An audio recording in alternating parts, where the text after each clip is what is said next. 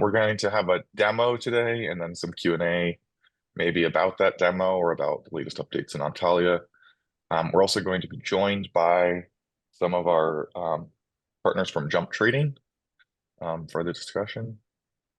I guess we should dive in. And I think the first thing that we have on the agenda, if you're ready, Alexander, is to see a live demo of some of the latest with Iceberg and Parquet. Yeah, sure. I can show you something. Let me show my screen.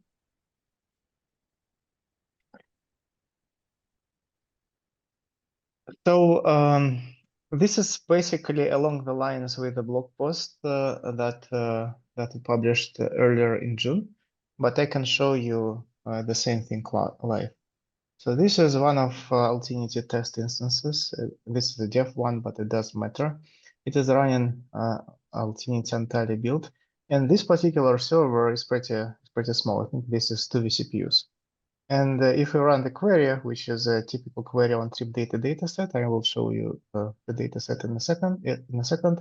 It takes something like four seconds to run this query, because the data is pretty big. It is 1.3 billion rows.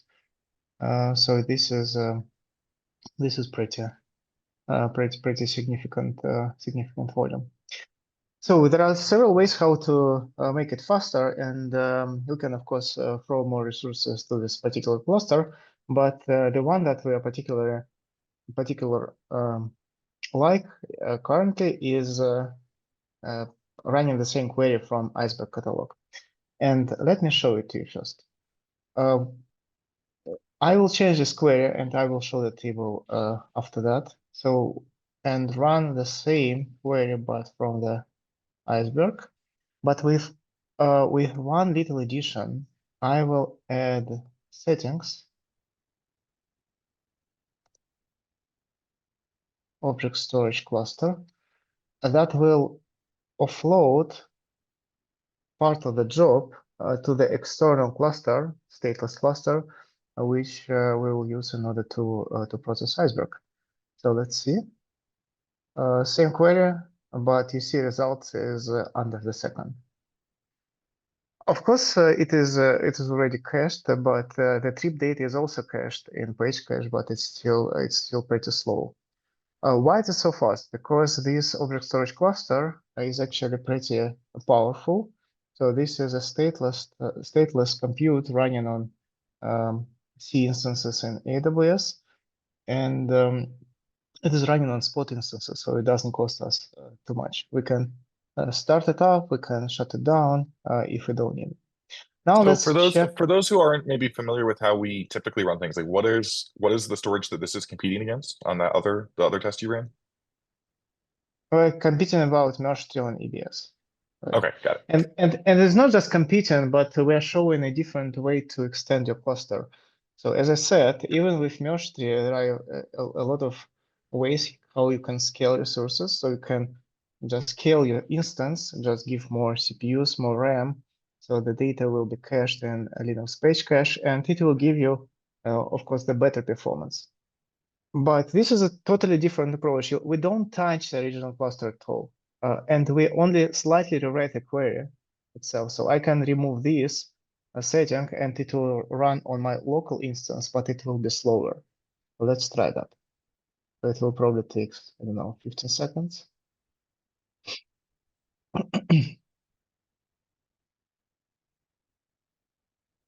Yeah, it is 10 seconds. So it's definitely much slower, and it 2 times slower than merge tree on the same machine.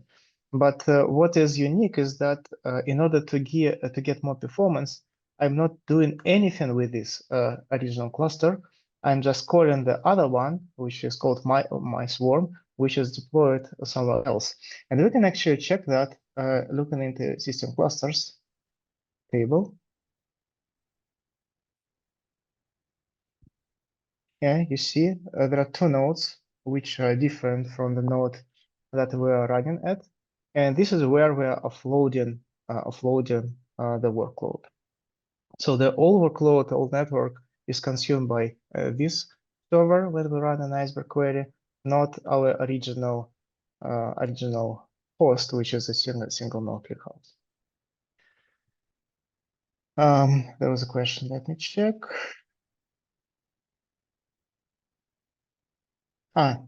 This is Joe. Yeah, that was just me inviting questions. Yeah, so if anyone has any questions and wants to interrupt us, please feel free. And of course, we can scale it to more nodes. So these are 2 nodes. We can add more nodes, and it will add more compute. It will allow you to process more data. So this data set is pretty small. It is something like 30 gigabytes, maybe 40 gigabytes compressed. But we're talking about terabytes or petabytes of data. We're not talking about Iceberg. And of course, petabytes of data, it's very hard to push into single node ClickHouse or even into the sharded system. It will be hard to manage. With Altinity Antalya approach, we can store this data in Iceberg, in an external kind of storage, and use external compute to query it. So our primary system, which is probably used for hot data for real-time query, it is not loaded when we need to run queries on the data in Iceberg. So that's the main thing that we are working on, and I'll be happy to answer more questions, if anything. And let me show the table. So if we show create table for this one, you will see that it is located in Iceberg. So this is some Iceberg URL. You don't see credentials because credentials and anything related to connection is part of the database. If I check the database, then this is it. This is our catalog, locally deployed catalog with a house and so on and so forth. You may ask maybe how to load data into Iceberg, and this is very interesting topic that we're also going to discuss today. But before switching to that, any other questions on performance? I have a question, if you allow me, about the sharding and replication in this case, because here you're working with a table that is not replicated, it's not sharded, and then you can add compute nodes like we saw. But if your data is sharded somehow, and how would you put it into Iceberg later? Is the swarm going to work on every shard, or how does it? Yeah, I would like to know how does it combine sharding and replication with swarms and object storage in this case. So basically, a very good question. Basically, with swarms and object storage, you don't need sharding and replication. That's the point. The object storage itself is already replicated by cloud provider, so there is no reason to store multiple copies of the data. And it is sharded dynamically. So when we run this swarm query, the data is in Iceberg is distributed among the swarm nodes. So I was running on 2 swarm nodes. So every node was processing their half of the data. If I would run 10 nodes, 10 swarm nodes, every node would process 1/10 of the data. So they are pretty much evenly loaded when we run a query, and we can actually control the query. I didn't show it, but we can tell ClickHouse how many swarm nodes to use for this particular query, if it makes sense in some cases. However, if you have a mixed system when your primary ClickHouse is already sharded and replicated, and you want to add Iceberg capabilities to that, this is something that needs to be carefully configured. Of course, we still don't need replication because replication is not needed. But if you combine the data from sharded ClickHouse and Iceberg in the same query, there could be some extra optimization needed. So we didn't work on that yet. Okay, thank you. Yeah, and it is an extra interesting question because we're looking at the, like when we're implementing tiered storage, which is, where we'll have the Iceberg, pool of cold data on Iceberg and then hot data and ClickHouse. What we're going the way we're going to do that, it looks like, is each shard will just feed into this common pool. We're still working on the design for that. It's a kind of an interesting question how to do that most effectively. It's a great question.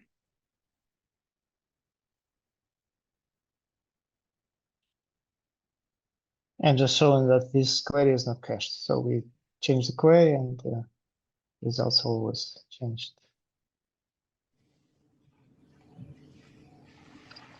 Okay.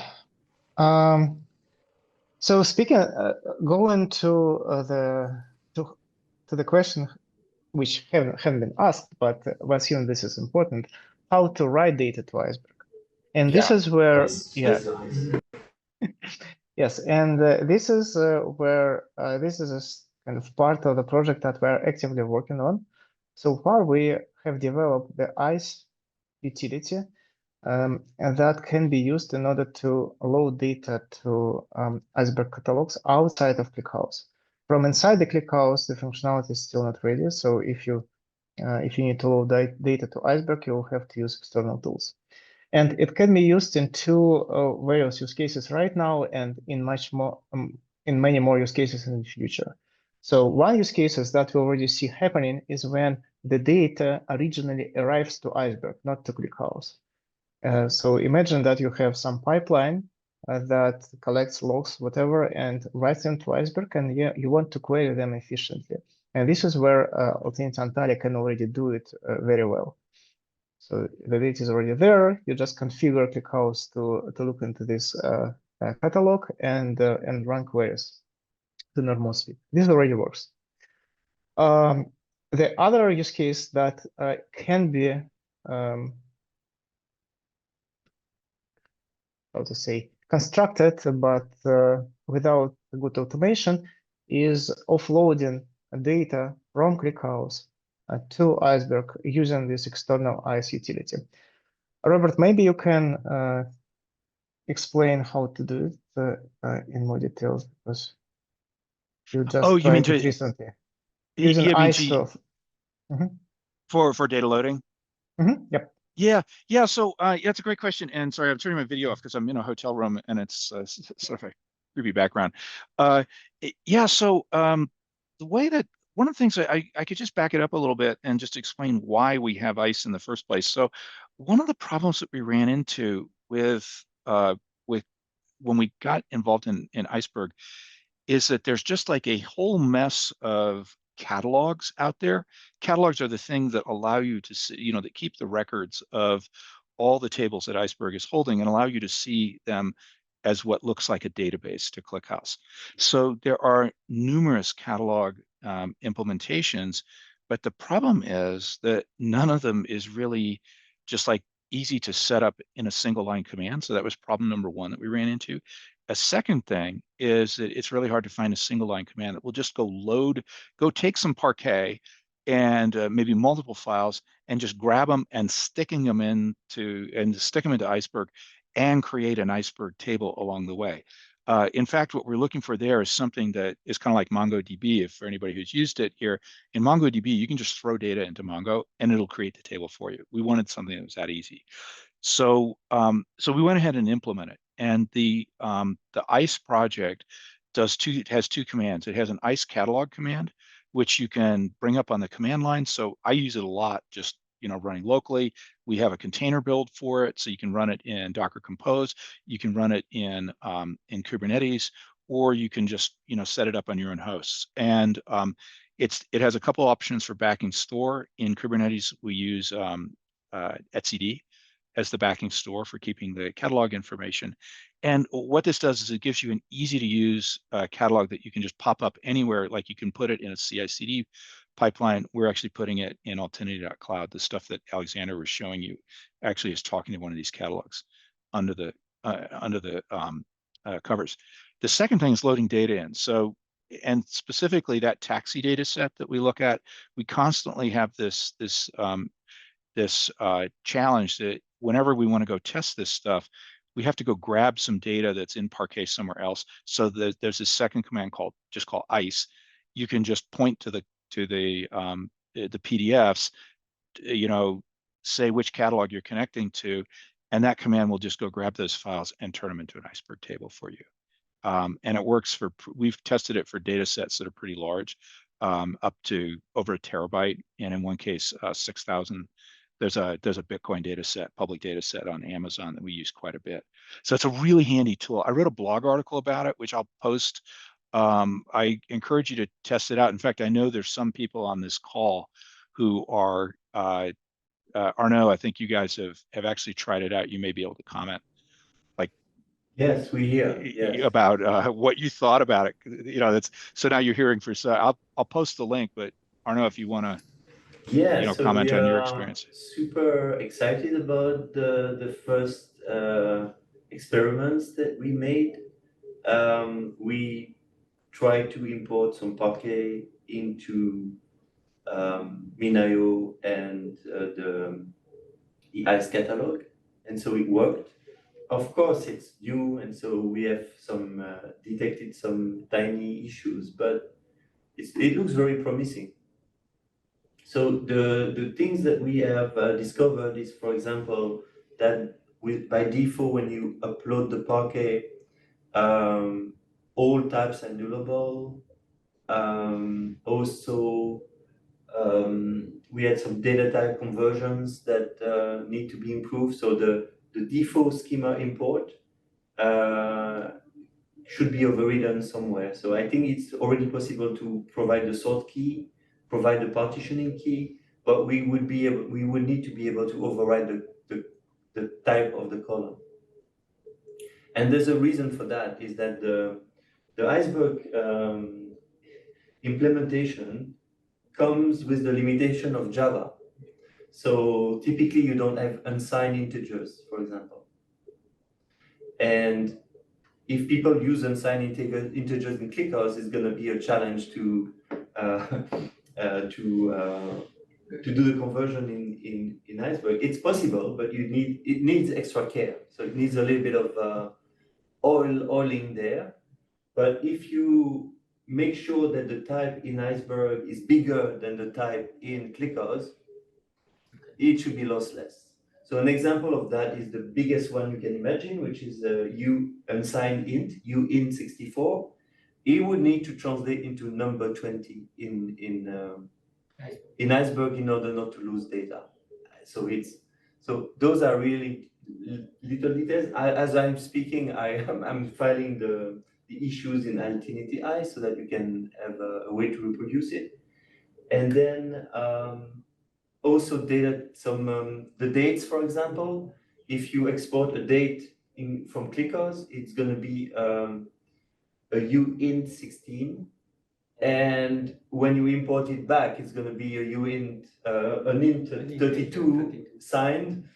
So I think it's possible. It would be nice that ICE understands the ClickHouse Parquet, the Parquet that's been exported for ClickHouse. And maybe we need to find some metadata there. Like, for example, we could say, okay, this uint16, it's actually a date when you import it in ICE. That's it. And so this way would be compatible, or we would have a way to put for the writer of the Parquet to say, okay, import that naturally as a date. And so datetime is the same problem. Datetime by default, it would be a int32 as well. What else? Create table with ICE. Yeah. So the create table with ICE should be able to be overridden with the columns. I think that would help. And also what we noticed, I'm also going to report it, when you import a date time coming from ClickHouse, and the date time is in Chicago, for example, ICE will create it automatically as UTC, which is most people time zone, but it would be interesting not to lose this information. So that's our feedback. We're very happy with what we saw. It's a really good job. So fantastic. Hey, Arnaud, so for this last point that you guys were discussing, it sounds like what we should try to achieve as far as possible is what amounts to round tripping of data types. So you can take data, you can push it over to Iceberg, you can bring it back, and you should see it arrive in a table with, I mean, ideally, it would return to the original ClickHouse data types. Is that a fair Yeah, framing of it's what? very important. Yeah, and basically we don't want to lose data, Yeah. and so one way Yep. to do this, there's a statement in ClickHouse documentation that shows you how to take a checksum of a table. Yep. So you can basically you take that partition or slice of the data, you send it to you export it to Parquet, import it to Ice. And if you query that chunk of data, you should have the same checksum, basically. Yeah. So Yep. if you can achieve that, that would be great. And it is testable, right? It's like Yeah. we Yep. don't want we don't want to lose data. Yep. That's a fair assumption. But we understand it's the beginning of it, and so all those little details are easily fixed, I think. So the architecture is great. Like having a place where you have the catalog in one place and the data in the object store is really what we wanted to see, especially with the somewhat bad experience we got with the S3 tables, S3 back tables that have the metadata locally. And if you lose the local, then you lose the data. So here, at Yeah. least you have a catalog, so you can back it up. The data seems to be safer in that kind of iceberg thing where also you can time travel. So if you want to look at what the data was yesterday, you can do it. If you do mistakes, you can go back. You can go back, yeah. So yeah, so fantastic. So it's really a big improvement. Thank you. So Good. that's Yeah, we'll look all. we'll look forward to those issues. Oh, sorry, Josh. I really appreciate the fact you guys are hammering on it because we're pretty stoked about it as well. And Alexander, you guys have, and just to be clear, are there any additional things that you guys have discovered as you put it into Altinity.cloud? Because that's another place where we're pounding on it. Are there changes coming from that? One thing that we have discovered, it's not related to Altinity Cloud, but this is a bug in current ClickHouse Iceberg implementation, is the missing of column projection, which is called column Yeah. projection. So basically, column names in Parquet can be different from column names in Iceberg.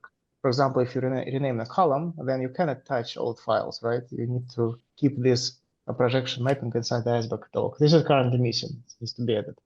And sometimes it fires, it strikes pretty badly in certain cases. For example, if you have columns with some non-regular symbols like dot, so column name, it may contain dot at ClickHouse, right? But apparently escaping rules in Iceberg and Parquet are different. So if you create such a column, it cannot be read through ClickHouse current Iceberg implementation. So these are all fixable, of course, and as we will discover more and more cases when experimenting with different data sets, we will be fixing them one by one. Cool. I think there's one type that is quite interesting in ClickHouse, which is the daytime 64 with nanosecond precision. From what I see, it would only be in Iceberg v3. I'm not even sure if ClickHouse supports it. So, I mean, having a test suite that tests all the data types would be interesting to do round trips, especially if we want ClickHouse, if we want this Iceberg to be a place where we store the data long term. Yep. We'll need to have the full data type coverage. Yeah. Yeah, and I think for other people on the call, if you guys are trying this out, anytime because what we want is we want to be able to move data transparently from Iceberg to ClickHouse, from ClickHouse to Iceberg, and also have queries that simultaneously query them both and get the same results, just as Arnaud said that we want the checksums to match, that basically you would get the same result regardless of where the data lives. If you see those, definitely log them as bugs. What I've seen so far is I think this integration looks pretty promising because the basic model of Iceberg is by and large the same as a ClickHouse merge tree. It has roughly the same data types. Most importantly, it has a notion of partitions, table partitions, and sort orders. That's a really key feature, and that basically matches the way that stuff is done in merge tree. So I think it's a matter of collecting these details and then just knocking them off. But as Ernest said, these are all fixable. Yeah, another cool thing that you could have in this catalog is default values or aliases. Yeah. They're Yep. typically not in the Parquet because they Yeah. don't have data. So we would like to basically have the same schema as the ClickHouse table in the at creation in the catalog. I think you can evolve the specs, right? Like Yeah, but typically the iceberg catalog is read-only at the moment, right? And because of course it reflects what's in the ice catalog, yeah. but it's very common for people to have calculated columns. So those calculated columns would need to be defined when you we create the table in the target catalog. Does that make sense? So for example, if you have a name and first name, and then you have a full name that's calculated with the concatenation of the two, then the full name needs to be in the iceberg definition as a calculated column. Or the column was added later and you want a default value instead, like 0. You need to be able to specify that. Basically, the amount of information in the metadata should be equivalent between what you have in ClickHouse and what you have in Iceberg. And that's where it becomes a little bit tricky, but this way you are guaranteed to see the same thing, right?